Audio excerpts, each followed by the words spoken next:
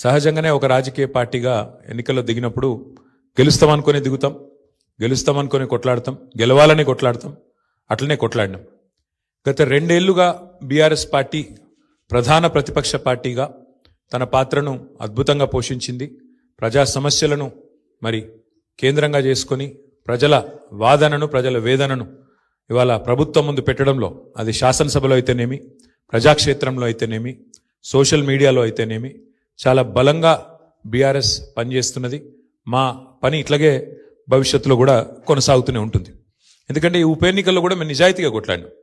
ప్రజా సమస్యలనే కేంద్ర బిందువుగా చేసుకొని, ప్రజలనే ఎజెండాగా చేసుకొని ఎన్నికల్లో డెఫినెట్గా చిత్తశుద్ధితో నిజాయితీగా మేము కొట్లాడినాం.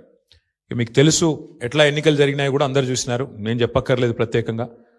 మరి మొత్తం ఎన్నిక ప్రచారం ముగిసేదాకా ఎట్లా జరిగింది, ప్రతి సర్వేలో కూడా బీఆర్ఎస్ గెలుస్తుందని ఎట్లా చెప్పింది, ఆ తర్వాత ఆఖరి 3 రోజులు ఏం జరిగింది, ఇదంతా ప్రజలు చూసినారు. కానీ అందులోకి పోను, అవి చెప్పను.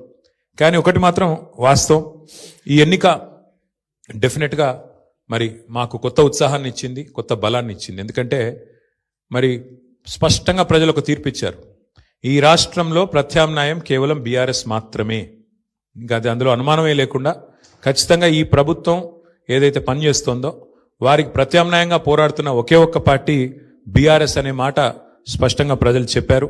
డెఫినెట్గా దాన్ని కూడా మేము మాకు ఒక సానుకూల అంశంగానే తీసుకుంటా ఉన్నాం. సరే, ఇక ఈ ఎన్నికల్లో ఏ రకంగా అధికార యంత్రాంగం మోహరించింది, ఏ రకంగా వారు పనిచేశారు, ఇవన్నీ కూడా మీ కళ్ళ ముందున్నాయి. నేను వాటి విషయంలోకి ఎక్కువగా పోను.